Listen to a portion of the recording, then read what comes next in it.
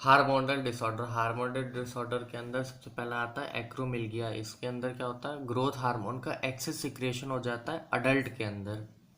अगर अडल्ट के अंदर ग्रोथ हार्मोन का एक्सेस सिक्रेशन होगा तो बहुत ज़्यादा लंबा शरीर हो जाए, जिस वजह से ब्लड का ब्रेन तक पहुंचना बहुत मुश्किल हो जाता है।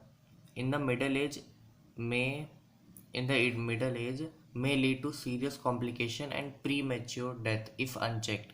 अगर इसको सही से चेक नहीं करते तो डेथ हो सकती है। डायबिटीज इंसिपिटस, एक है डायबिटीज इंसिपिटस और एक है डायबिटीज मेलाइटस। इंसिपिटस जो होता है वो एडीएच की कमी से होता है, और मेलाइटस जो होता है वो ब्लड शुगर की कमी से, मतलब इंक्रीज इन ब्लड शुगर, और ये इंसुलिन की कमी से होता है। और इंसुलिन कौन निकालता है, इंसुलिन निकालता है हम लोग का लीवर के अंदर beta cells. Diabetes insipidus, an impairment affecting synthesis or release of ADH result in diminishing ability of kidney of conserve water leading to water loss। इसमें वाटर लॉस हो जाता है, डिहाइड्रेशन हो जाता है, इस वजह से इसका नाम रखा गया है डायबिटीज इंसिपिडस। गॉइटर क्या होता है, डेफिशिएंसी ऑफ आयोडीन, आयोडीन की कमी से जो बीमारी होती है उसको हम लोग गॉइटर कहते हैं। Result in enlargement of thyroid gland, commonly known as, गले में जो थायराइड ग्लैंड होती है वो फूल जाती है जिस वजह से आयोडीन की कमी से, इस वजह से इसको गॉइटर कहते हैं। फिर ये वाला जो गॉइटर है जिसको हम लोग ग्रेव्स डिसीज कहते हैं, ये अलग टाइप का है। इसमें क्या होता है कि माँ के पेट में जो बच्चा रहता है उसी को ही आयोडीन नहीं मिला रहता है, वहाँ पे आयोडीन की कमी रहती है, इस वजह से इसको ग्रेव्स डिसीज कहते हैं। इसको ग्रेव्स डिसीज क्यों बोला, क्योंकि it is a form of hyperthyroidism. इसमें भी गला फूल जाता है लेकिन पेट के अंदर में इनको ब्लड वो नहीं मिला रहता है आयोडीन, इस वजह से। Characterise by the enlargement of thyroid gland. Eyeball जो होती है वो, आई बॉल के आजू बाजू वाली जगह जो होती है वो खाली हो जाती है, तो एकदम आंखें लटकने जैसी लग जाती हैं। और इंक्रीज्ड बेसल मेटाबॉलिक रेट, जो बेसिक जो मेटाबॉलिक रेट होता है वो इंक्रीज हो जाता है, जिस वजह से सुकड़न बॉडी के अंदर एकदम पतला पतला हो जाता है और वेट लॉस हो जाता है। एडिसन्स डिसीट क्या है, under production of hormone by the adrenal cortex alter the carbohydrate metabolism. Carbohydrate का जब प्रॉपर से हार्मोन निकलेगा नहीं एड्रेनलिन कॉर्टेक्स से, तो वो कार्बोहाइड्रेट मेटाबॉलिज्म को अल्टर करेगा, मतलब कम मेटाबॉलिज्म होगा, सही से मेटाबॉलिज्म नहीं होगा। इसके मेटाबॉलिज्म नहीं होने के कारण कॉजिंग एक्यूट वीकनेस, वीकनेस होती है, फटीक होती है, थकान होती है, कॉजिंग एडिसन डिसीज, तो ये डिसीज हो जाती है। डायबिटीज मेलाइटस, ये हम लोग की इंसुलिन की कमी से होता है। Prolong hyperglycaemia, glycaemia, increased blood sugar level lead to the complex disorder called diabetes mellitus। Disorder of digestive system का सबसे पहले जॉइंडिस है। Jaundice, liver is affected, skin, और स्किन जो होती है और आइज जो होती है वो येलो हो जाती है बिलीरुबिन बिलीवर्डिन के जो बाइल पिगमेंट होते हैं उसके कारण, due to the deposition of bile pigment. Vomiting, it is the ejection of stomach content through the mouth. Vomiting मतलब वॉमिट सेंटर जो हम लोग का होता है वो मेड्यूला होता है। The reflex action is controlled by vomit centre in medulla. The feeling of nausea preceding to vomiting, vomiting क्या होता है, जो हम लोग का स्टमक के अंदर ऊपर का स्फिनेक्टर होता है वो खुल जाता है, जिसकी वजह से जो स्टमक का कंटेंट होता है वो माउथ से बाहर आ जाता है। डायरिया क्या होता है, the abnormal frequency of bowel movement, increase liquidity of faecal discharge is known as diarrhoea. It reduce absorption of food, जब फूड का एब्जॉर्प्शन सही से नहीं होता है तो डायरिया हो जाता है। Diarrhoea abnormal frequency of bowel movement को कहते हैं। लिक्विडिटी, फीकल डिस्चार्ज में बहुत ज़्यादा पानी आता है, liquidity. Constipation, in constipation the faecal is remain in the colon, जो कॉलन होता है उसके अंदर बा जो कॉन्स्टिपेशन का क्या मतलब होता है कि जो फीकस होता है जो उसको निकल जाना चाहिए।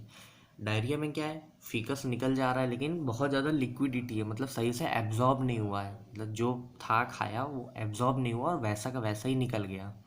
कॉन्स्टिपेशन में क्या है कि फीकल निकल ही नहीं रहा है, वो कोलॉन में फंस गया, क्योंकि बाउल मूवमेंट अगर इरेगुलर हो गए, जैसे इनडाइजेशन, मतलब इन this condition food is not properly digest.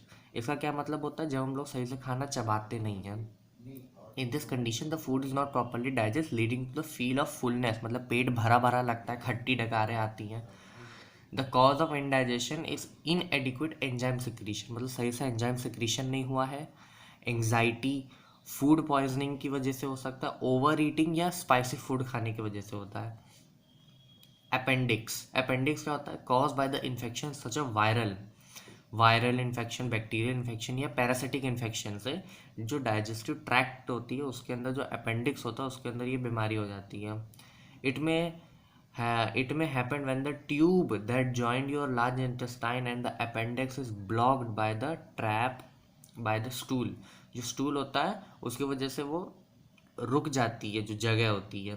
Sometimes the tuber may can cause, मतलब जो अपेंडिक्स वाली जगह होती है जहाँ पे स्टूल से रुक जाती है वहाँ पे ट्यूमर भी हो सकता है, और इट बिकम स्वॉर और स्वॉलोन, और मतलब सूजन भी आ सकती है वहाँ पे। पीएम, प्रोटीन एनर्जी माल न्यूट्रिशन, इससे सबसे पहले मरासमस है, उसके बाद हम लोग का क्वाशिगोर है। Marasmus cause by the deficiency of both protein and calories, मतलब इसमें प्रोटीन की भी कमी है और कैलोरीज की भी कमी है, और इसके अंदर केवल प्रोटीन की कमी है। Cause by the deficiency of protein only in diet. अगर इसको अनकम्पनीड विद, इसमें कैलोरीज की कमी नहीं होती, इसके अंदर कैलोरीज हैं लेकिन प्रोटीन की कमी है, इसमें दोनों की कमी रहती है। Seen in infant less than 1 year, ये 1 साल के छोटे बच्चों में होता है और ये 1 साल के बड़े बच्चों में होता है। इम्पेयर्ड ग्रोथ, मतलब सही से ग्रोथ नहीं होगी। रिप्लेसमेंट ऑफ टिश्यू प्रोटीन से रिप्लेस होने लगेगा, मतलब वो सही से इसको प्रोटीन नहीं मिला है तो जो हम लोग के टिश्यूज़ होंगे, जो सेल होंगे, वही खाने लगेंगे, जिस वजह से सही से ग्रोथ नहीं होगी और बहुत ज़्यादा सुकड़न आ जाएगी बॉडी में। Extreme emaciation of body, thinning of limbs, जो हाथ पैर की हड्डियाँ होती हैं, हाथ पैर की मांस होती है, वो बहुत पतले पतले से हो जाएंगे। स्किन वेरी ड्राई हो जाएगी, रिंकल्ड झुर्रियाँ आ जाएंगी, थिन पतले हो जाते हैं। ग्रोथ रेट जो होता है वो भी कम हो जाता है क्योंकि टिश्यू सही से ग्रो नहीं कर पा रहे हैं, प्रोटीन की कमी होती है। तो प्रोटीन क्या होता है? बिल्डिंग ब्लॉक्स होते हैं, तो वही खाने लगते हैं, इस वजह से ग्रोथ रेट डिक्रीज हो जाता है, बॉडी वेट डिक्रीज हो जाता है। Growth and development of brain and mental functional क्या आर इम्पार्टेड, मतलब इसमें ग्रोथ डेवलपमेंट तो होता ही है लेकिन ग्रोथ डेवलपमेंट ब्रेन का भी कैसे इफेक्ट होता है। इसके अंदर ना कैलोरीज मिल रही है ना प्रोटीन मिल रहा है, जिसकी वजह से जो दिमाग के अंदर के टिश्यूज़ हैं वो भी थोड़े से वर्क करना बंद हो जाते हैं।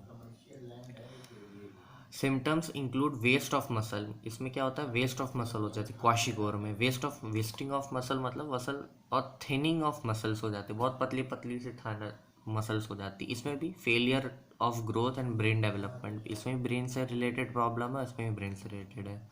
लेकिन इसमें क्या है? Unlike marasmus some fat still left under skin, इसके अंदर थोड़ा सा फैट बच जाता है। कैसा बच जाता है? क्योंकि इसमें कैलोरीज भी नहीं है लेकिन इसमें कैलोरीज हैं। एक्सिफ ओडिमा, ओडिमिया का क्या मतलब होता है कि कुछ पार्ट स्वेल हो जाते हैं, जैसे पेट फूल जाता है, एकदम फूला हुआ पेट रहता है। देखो हल्का सा, जो पेट फूला है, हल्का पेट फूला रहता है। Swelling of the body part can be seen, और सुगड़न भी दिखती है, साथ में पेट फूला भी दिखता है। बेरी बेरी क्या होता है? कॉज्ड बाय विटामिन बी की कमी से, थायमाइन। इसमें क्या होता है? लॉस ऑफ एपेटाइट होगा, वीकनेस होगी। इसमें इसकी ज़रूरत नहीं है सिम्टम्स की, केवल ये देखो कि विटामिन B1 से क्या होता है। विटामिन B1 से बेरी होता है। विटामिन B12 जिसको हम लोग राइबोफ्लाविन कहते हैं, उससे चिलियोसिस होता है।